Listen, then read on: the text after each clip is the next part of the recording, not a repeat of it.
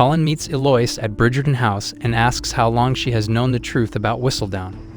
Eloise tells him that she has only known him since the conclusion of the previous season. Initially, she wanted Penn to tell him the truth because the news had broken her heart so much that she didn't want Colin to experience the same pain. Colin tells Eloise that she was very unpleasant about him when he first came back to town, but she tries to patch things up by telling him that Penn hasn't written anything mean this season. Not only did he come back from his gap year looking like the worst or best, depending on your perspective, idea for a rake, but he also appears to have forgotten that he had made it known to all of his pals that he would never pursue Penelope. Her sentiments were hurt, of course. Upon further reflection, she did make that claim against him early in the season, but we haven't really seen him address the reasons for his first remarks. Eloise expresses to Colin her desire for forgiveness towards Penelope and requests that he reciprocate. Colin responds, "Eloise is lucky that she's never fallen in love," a remark that stings more than I believe either of them anticipated. Portia shows Violet, Penelope, and Colin the enormous room she has selected for the wedding meal across the square. Penn is relieved to see Colin there since it shows he isn't avoiding her. But he explains it's just so his mother won't wonder why they aren't dating. They've already had a sexual encounter, so he vows he won't call off the wedding. But he also implies that this was all part of her scheme to trap him. "Since I would have thrown a drink in his face, Penelope is superior to me." When Penelope asks how their marriage is doing, he responds that it depends on her and her future writing endeavors. Colin becomes withdrawn when she fails to tell him categorically that she will no longer be publishing. Even their mothers notice something is wrong, but neither can pinpoint why, as the air is so icy. Not only is Colin not the only Bridgerton going through a rough patch in his relationship right now, but Tilly, Hannah New, leaves Benedict, Luke Thompson, a message promising to explain what happened at her apartment the other night. She tells him that she has a casual relationship with Paul Lucas Aurelio, similar to her connection with Benedict after he accepts her offer. Benedict tells her that although he's met men who like other men, this is the first time he's ever felt drawn to a man himself. She then informs him that Paul is bisexual, but not in those exact terms. Tilly points out that it's not like his curiosity in women makes him interested in every woman he encounters, and he appears ready to brush it off completely.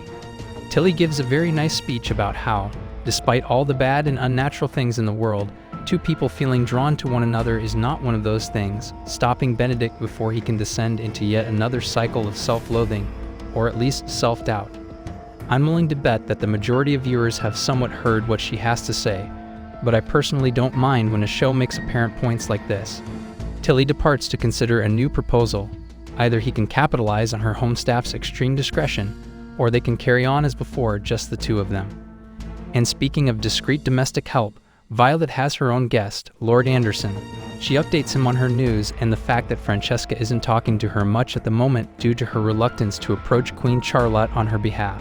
Unfortunately for Violet, Marcus tries to give her advice while consuming a piece of cake. The object of their affections indulging in a delicious treat is the one thing that will distract practically any Bridgerton.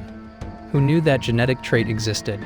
When Marcus asks Violet whether she would be interested in exploring something together, he reveals the true purpose of his visit. It appears that Violet's garden has a very enthusiastic new gardener.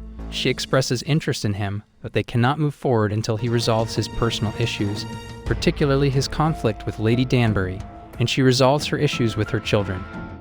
In another scene, Cressida is left alone in her room with just her absurd gowns around her. Lady Cowper, Joanna Bobin, comes to pick her up and informs her that her aunt would be there in a few days. While pleading with her mother to step in, Cressida learns from Lady Cowper that Lord Cowper had threatened to send her away as well if she did. She then places the blame squarely on Cressida for first befriending Eloise, and you're correct if you don't believe that makes any sense. Cressida argues that they shouldn't have written what they did about the Bridgertons, to which her mother responds that it would have been suspicious if they hadn't mentioned them.